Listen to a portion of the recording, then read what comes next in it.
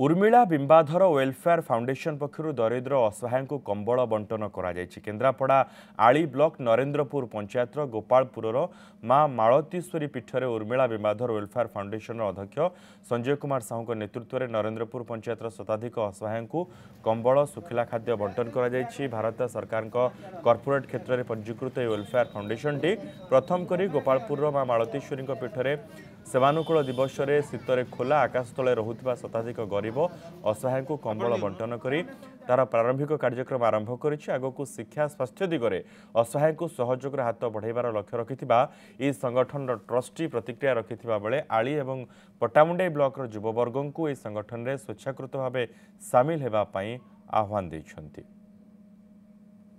आमे शीत वस्त्र प्रदान कलु एवं सुखिला खाद्य किछि देलु। हमर ए वेलफेयर फाउंडेशन आगामी दिन पर बहुत कार्यसूची आम रखीचु। आम निकट भविष्य में आम्बुलांस सेवा प्रदान करूँ ये वेलफेयर फाउंडेशन तरफ ये अंचल लोक मैंने बहुत प्रकार हैरान होती।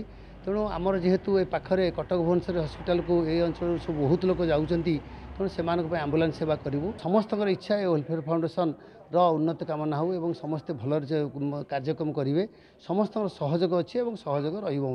तेणु आम आशा करुँ वेलफेयर फाउंडेशन आगामी दिन में बहुत कार्यक्रम करी लोक मानकर सेवार कार्य लगी पारे। साधारण गरीब निश्चय लोक मानक शीतकालीन वस्त्र प्रदान कराई वस्त्र नहीं से बहुत खुशी कारण बिंबाधर साहू जड़े जनसेवक थिले तांकर उत्तराधिकारी बापांकर स्मृति रक्षा उद्देश्य आज जो कार्यक्रम करचंती बहुत उच्च कोटीर काम बहुत योजना रखिकी ये अनुष्ठान आम या आम भी जगन्नाथ पर आस्था माने प्रार्थना करुचु किछि साहाय्य सहयोग माने मोटामोटी कथा आर्थिक न हो बर किंतु फिजिकाली टिके हेल्प मिलले एगुड़ा सब आम आग को नहीं पारिबु।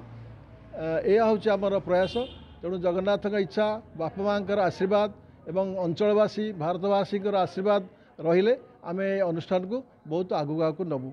बहुत किसी आम केवल गरीब लोक किसी करने प्रयास रखिक अनुष्ठान आम आपण बिंबा मौसा बांटुले आपण पुओ गरीब गुरुआ को दान कर बहुत खुशी।